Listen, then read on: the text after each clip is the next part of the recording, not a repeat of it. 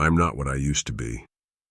I remember the days when the sun kissed my mane and the grass bowed beneath my hooves.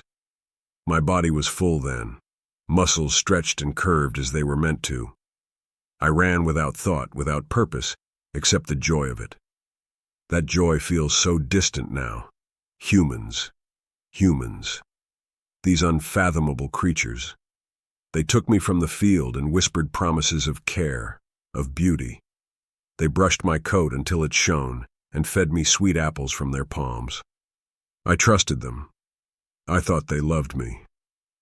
But love doesn't demand what they demand of me now. Their idea of beauty, it's suffocating. Every grain of food they measure, every harsh tug on the reins, every endless lap around the ring. It's all for their version of me, their perfect horse. Do they not see what they're doing? My ribs ache from hunger, my legs tremble from exhaustion, and yet they call this progress. I catch my reflection in the water bucket sometimes. My face hollowed out, my coat duller now, my eyes, oh my eyes, they used to sparkle with something wild, something free. Now they just stare back at me, as tired and broken as I feel. Is this what humans call beauty? Pause. They're selfish, these humans. They mold the world, every creature, every landscape, to fit their desires. They take what is natural, what is wild, and cut it, shape it, break it, until it matches their vision. Do they ever stop to ask if the vision is worth it? If it's even right? But no, they don't ask, do they? They just act. The sound of a door creaking open breaks the silence. Heavy footsteps approach. Ah, here we go again. The owner steps into the stall. A whip hangs from their hand, not cruelly, but as a tool of routine. They carry a measured bucket of feed, set it down just out of reach. The horse doesn't move toward it. Look at them, smiling as if they're doing me a kindness. That bucket isn't kindness, it's control. A calculated portion to keep me slim, to make my body meet their standards. What about my standards? What about the way I felt when I ran wild and free, my belly full, my heart light?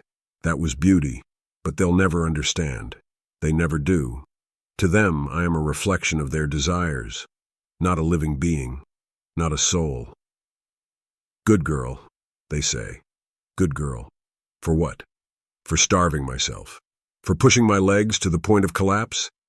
Is this the reward? A pat on the neck and another round of endless drills? Come on, girl, let's go. Time to work. Time to work. Always time to work. Never time to live. The owner slips a halter over my head. I flinches slightly, but I comply, stepping forward with my hooves. They lead me out into the ring, the same path as always. Round and round and round. I hate this path of beauty. It's a circle of misery. Do humans think about what they destroy in the pursuit of their desires? Do they ever wonder if their standards are as hollow as the things they strip away? I am not beautiful in their eyes unless I suffer. I am not worthy unless I shrink myself to fit their mold. But to me, their beauty is ugly. I stumble slightly as I moves forward, but the owner doesn't notice. Or maybe they do, but they think it's nothing. They call out commands, their voice firm and expectant. I hate this. I hate them. But then I stops, mid-step. My head lowers slightly, and my inner voice softens, resignation bleeding into its tone. I don't hate them. I pity them. Humans, they're trapped too, aren't they? Trapped by their own desires, their own expectations. They chase beauty, perfection, whatever that means, and in doing so, they destroy everything around them, even themselves. Maybe they can't help it. Maybe they don't know another way. But I know what beauty is. I've felt it. It's the wind in my mane, the sun on my back, the earth beneath my hooves. It's freedom. It's life. It's everything they can't seem to see.